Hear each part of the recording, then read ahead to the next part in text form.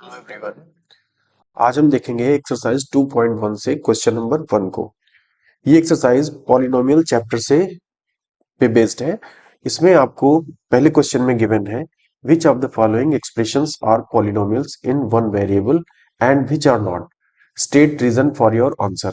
अब देखिए यहाँ पे गिवन है कि हमें फाइंड करना है कि जो पॉलिनोमियल्स है वो वन वेरिएबल में होनी चाहिए। ठीक है, तो हम देखेंगे यहाँ वन वेरिएबल में कौन से पॉलिनोमियल्स है। साथ ही साथ ये भी फाइंड करना है क्या वो पॉलिनोमियल है या नहीं है, ये भी देखना है। तो देखते हैं पहला पार्ट। पहले पार्ट में गिवन है आपको 4x स्क्वायर माइनस 3x+7। अब यहाँ अगर हम वेरिएबल की बात करते हैं, ठीक है, अगर आप वेरिएबल देखते हैं तो देखिए यहाँ पे x और यहाँ भी x है, तो यहाँ पे ओनली वन वेरिएबल है। पहली कंडीशन तो ट्रू है। अब देखते हैं कि ये पॉलिनोमियल है या नहीं है। तो देखिए पॉलिनोमियल्स ऐसे जो है एक्सप्रेशंस होते हैं जिनमें जो वेरिएबल्स की जो पावर होती है वो हमेशा पॉजिटिव इंटीजर होती है। ठीक है, पॉजिटिव इंटीजर इस फॉर्म में होनी चाहिए तो वो क्या हो जाएगा, एक पॉलिनोमियल हो जाएगा। अब यहाँ पे पावर कैसी नहीं होनी चाहिए, ना तो रूट की पावर होनी चाहिए किसी भी वेरिएबल की, जैसे रूट एक्स लिखा हो तो वो वेरिएबल नहीं कंसिडर किया जाएगा। ना ही पावर्स जो है माइनस में होनी चाहिए, नेगेटिव पावर्स, जैसे कि -1 दिया है, -2 दिया हुआ है, तो इस तरीके के एक्सप्रेशन भी नहीं लिए जाएंगे।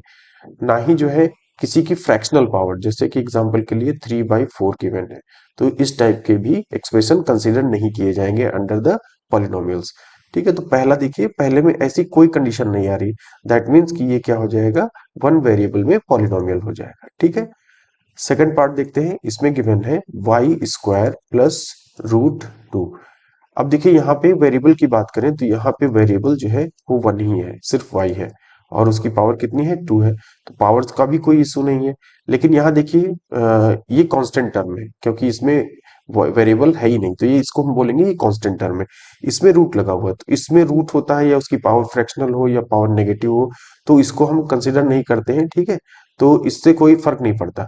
तो ये हो जाएगा एक वेरिएबल, ये सॉरी ये पॉलिनोमियल ये भी हो जाएगा। तो इसको हम बोल सकते हैं कि ये भी एक वन वेरिएबल में पॉलिनोमियल है। पहला पार्ट हो गया और सेकंड पार्ट दोनों पॉलिनोमियल हो गए। थर्ड वाला देखते हैं। थर्ड में गिवन है 3√t और +t√2। अब देखिए इसमें अगर हम वेरिएबल की बात करें तो वन ही है, क्योंकि यहाँ पे t है, यहाँ भी t है, तो वन वेरिएबल में है। लेकिन यहाँ पे देखिए, यहाँ पे √t गिवन है।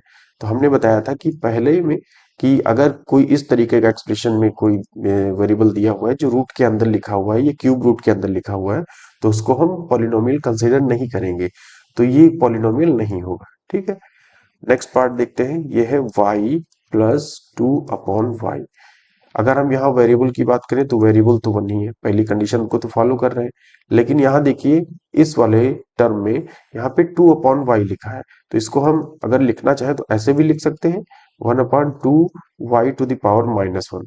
अगर हम डिनोमिनेटर को न्यूमरेटर में कन्वर्ट करते हैं with the in the form of exponents, तो पावर क्या हो जाती है, माइनस हो जाती है। तो यहाँ पे पावर क्या हो जाएगी, माइनस हो जाएगी। तो इसको हम इस तरीके से भी लिख सकते हैं। लेकिन यहाँ पे देखिए पावर्स क्या हो रही है, -1, जो हम पहले ही बता चुके हैं कि पावर माइनस में नहीं होनी चाहिए, नेगेटिव नहीं होनी चाहिए। तो यहाँ नेगेटिव है, इसलिए ये क्या हो जाएगा, पॉलिनोमियल नहीं कंसिडर किया जाएगा। नेक्स्ट पार्ट है, यहाँ है x⁻10 प्लस y³ + t⁻50। अब यहाँ देखिए वेरिएबल्स की बात करते हैं, तो वेरिएबल्स यहाँ कितने हैं, 1, 2 और 3। यहाँ पे 3 वेरिएबल्स हैं। तो अगर 3 वेरिएबल्स हैं तो वन वेरिएबल में तो रह ही नहीं गया, बाकी ये पॉलिनोमियल तो है लेकिन 3 वेरिएबल्स में है, और यहाँ वेरिएबल कितने हैं, 3। तो जो हमें क्वेश्चन में गिवन है कि हमें वन वेरिएबल में पॉलिनोमियल फाइंड करना है, तो ये वन वेरिएबल में नहीं होगा। तो केवल फर्स्ट पार्ट और सेकंड पार्ट ही हमारे इसके करेक्ट आंसर होंगे, जो कि वन वेरिएबल में पॉलिनोमियल्स है। और बाकी जो लास्ट के 3 पार्ट्स हैं वो पॉलिनोमियल्स नहीं होंगे इन वन वेरिएबल। ठीक है, तो इस तरीके से इनको हम फाइंड आउट कर सकते हैं। मिलते हैं अगली वीडियो में अगले क्वेश्चन के साथ।